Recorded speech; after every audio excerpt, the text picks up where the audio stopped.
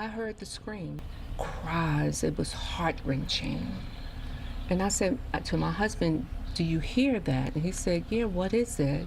And I gave him his dinner and I looked out the window, and that's when I saw a woman coming out of the house, um, bent over, gasping for breath. And it was like, yeah, she had saw something that was just devastating. And then you heard more cries and people gathering together. A mother pulls into her driveway on Tallis Road, Gwynn Oak, Maryland. It's just past 7:20 in the evening, the kind of evening where nothing is supposed to happen. She's done this drive 1,000 times. Turn the key, open the door, call out to her kids. Tonight, no one answers.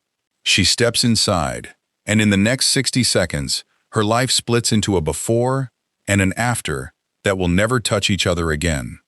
Her 9-year-old son, Steve, is lying near the hallway. Her 15-year-old daughter, Gigi, is in her bed. Neither of them will ever answer her again. The 911 call that follows is one of the hardest anyone in the Baltimore County Police Department has ever had to hear.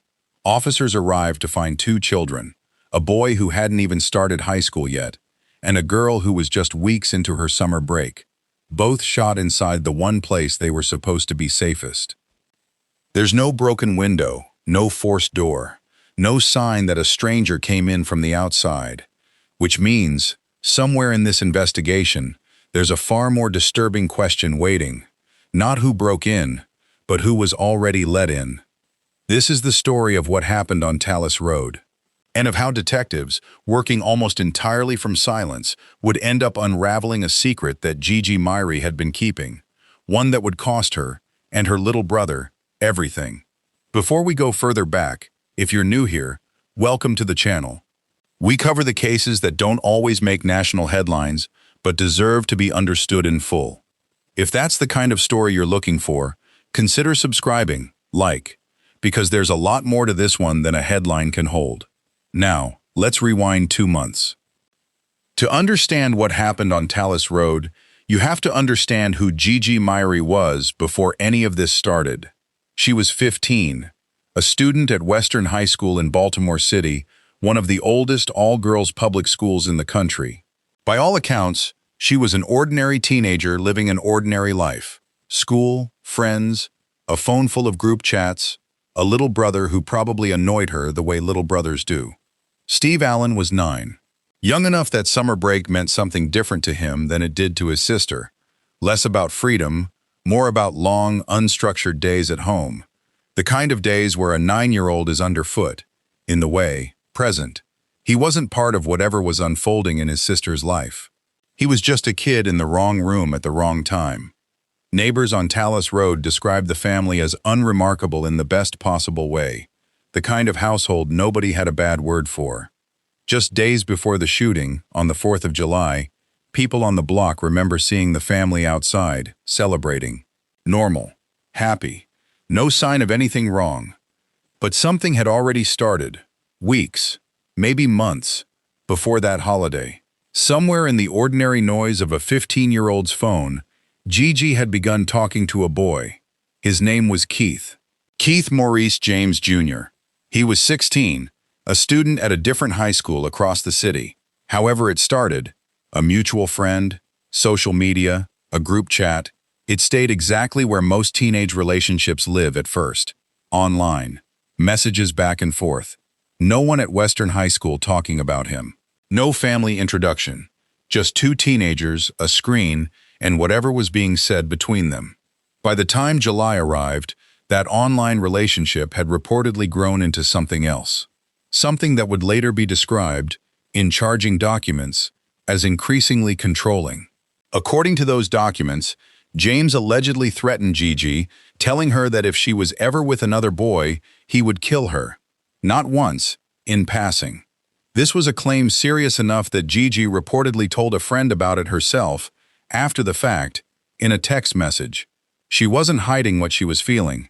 She was telling someone. The problem is, at 15, telling a friend isn't the same as telling an adult who could intervene. On July 4th, weeks into this relationship that had existed almost entirely through a screen, Gigi and Keith reportedly met in person for the first time. Not a group hangout, Not a chaperone visit, just the two of them, at her house, while her family was somewhere nearby, unaware that the person their daughter had been talking to for weeks was now standing inside their home for the first time. 3 days later, on July 7th, her mother went to work like any other morning, out the door by 7 a.m. The two of them, mother and daughter, stayed in touch throughout the day the way families do now. A text here, a check-in there. The last message between them came around 4 o'clock that afternoon. Ordinary, nothing that read like a warning. Somewhere between that last text and 7:20 that evening, when her mother walked back through the front door, everything changed. What we don't know yet, at this point in the story, is exactly what happened inside that house in those hours. What we do know is that whoever was inside with Gigi and Steve that afternoon wasn't a stranger who broke in through a window. There was no forced entry. Whatever happened, happened with someone who didn't need to break in, because in some form, the door had already been opened. For 2 weeks after the murders, Baltimore County Police would not be able to answer the question everyone in Gwynn Oak was asking. Was this random? Was a killer still out there, walking the same streets as their own kids? Chief Robert McCullough would go in front of cameras and call it an isolated incident, a phrase meant to reassure a community, even while detectives behind the scenes were still piecing together exactly what that meant. A funeral would be held before an arrest was ever made. Hundreds of people would fill St. Casimir Church in Canton to say goodbye to a sister and brother who should have had decades left, not weeks. And still, at that point, the person responsible was walking free. But detectives weren't standing still. While the public waited, investigators were quietly building a case out of the one thing that doesn't lie the way people do: data, cell phone records, surveillance footage, and a digital trail of messages that Gigi herself had left behind, without ever knowing how important they would become. For 2 weeks, Talus Road sat wrapped in police tape and unanswered questions. Neighbors who once left their doors unlocked started checking them twice. Every car that idled too long on the block got a second look. And every parent on that street was asking the same question: how do you protect your kids from a threat you can't even name yet? Behind the scenes, though, the investigation was moving, slowly, methodically, and almost entirely without the public's knowledge. Detectives had 2 crime scenes to work with inside a single house. A 9-year-old boy found near the hallway, a 15-year-old girl found in her own bed, both killed by gunfire. No signs of forced entry, no broken locks, no shattered glass, nothing to suggest someone had fought their way inside. Which meant investigators weren't hunting for a burglar who escalated into something worse. They were looking for someone who had simply been let in. That distinction changes everything about how a case like this gets solved. When there's no stranger, no random intruder, the answer is almost never found by canvassing a neighborhood for suspicious faces. It's found in the victim's own digital life. The calls, the texts, the location pings her phone had been leaving behind for months, without her ever thinking twice about it. So that's where detectives went first: Gigi's phone. And what they found there didn't just point them toward a name, it handed them a timeline. Investigators discovered that Gigi had been in an online relationship for weeks, possibly longer, with a 16-year-old boy named Keith Maurice James Jr. On the surface, that alone wouldn't raise red flags. Teenagers talk to people online constantly, and most of those relationships never turn into anything detectives would ever need to know about.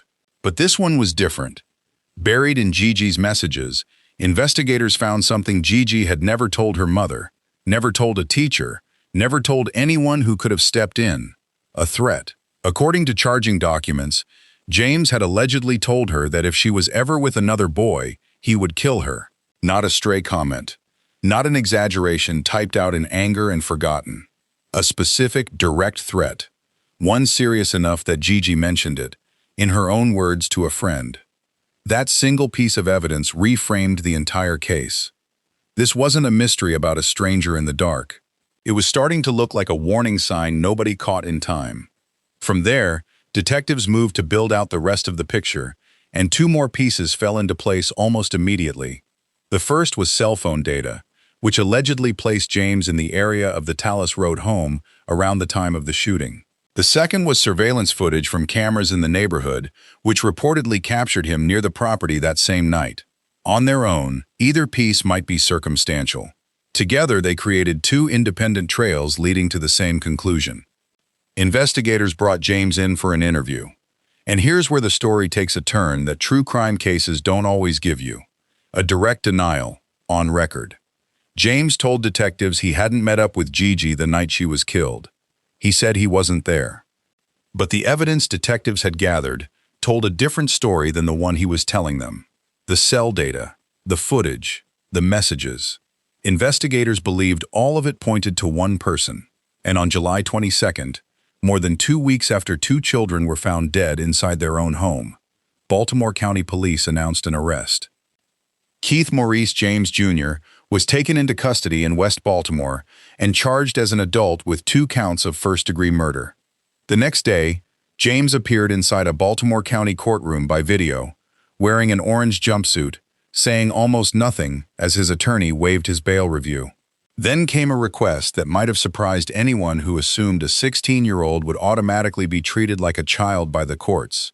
His defense asked that he be transferred out of adult detention and into a secure juvenile facility.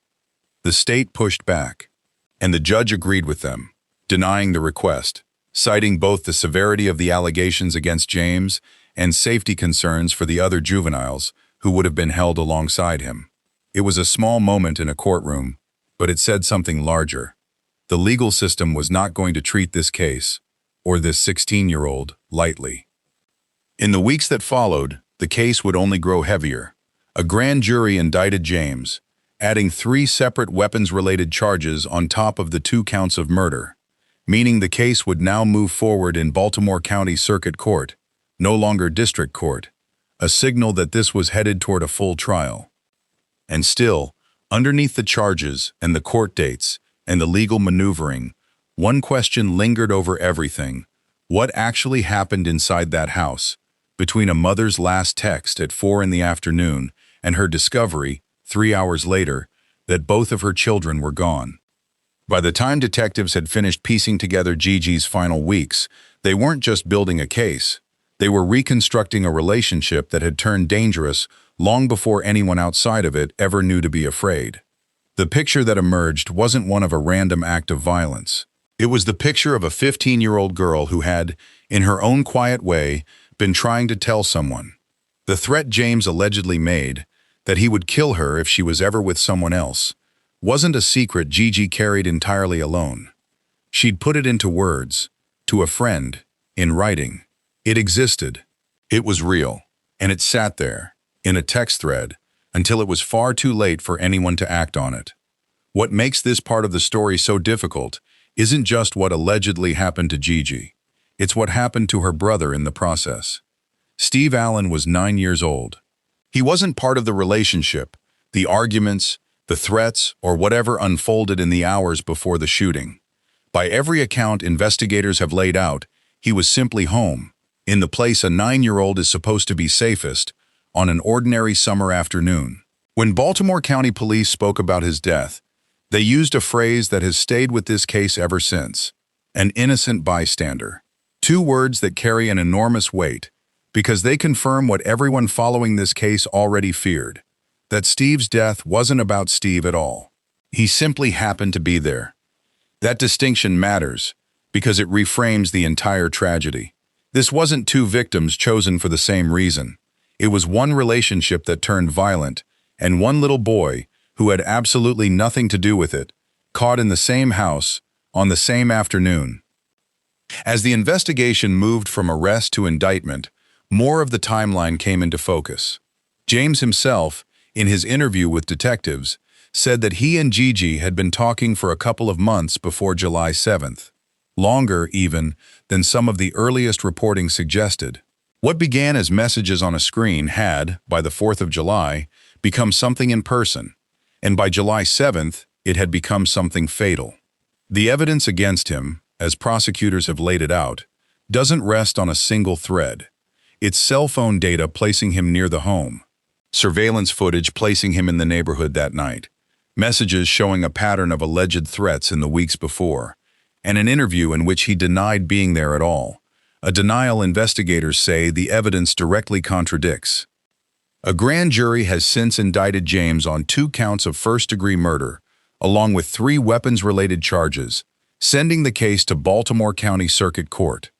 He remains held without bond after a judge denied his attorney's request to move him into juvenile detention, a decision that all but signals how seriously the court is treating this case. His attorney has asked the public to reserve judgment, reminding reporters outside the courthouse that his client, like anyone else, is entitled to the presumption of innocence until proven guilty. That process is still playing out, and it will for some time. But outside the courtroom, in Gwynn Oak, the case had already reached its own kind of ending. On July 21st, 2 weeks after they were found, Gigi and Steve were laid to rest together at St. Casimir Church in Canton. Hundreds of people filled the pews, classmates, neighbors, family, strangers who had only known their names from the news. Their family released a statement that read, in part, that Steve and Gigi were deeply loved by so many, and that their love, laughter, and beautiful spirits would forever remain in the hearts of everyone who knew them. It's a strange thing, covering a case where the story doesn't really end with the arrest. The legal process for Keith James Jr. is only just beginning. There will be more hearings, more evidence presented, and eventually, a trial that will lay out in full detail what prosecutors believe happened inside that house. We'll be watching that process closely, and when there's real movement, a plea, a trial date, a verdict, we'll bring you that update.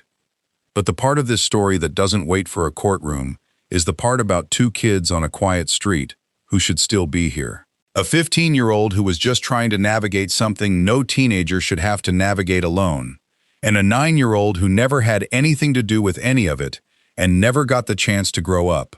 If this case affected you the way it affected our team putting it together, that's exactly why we do this.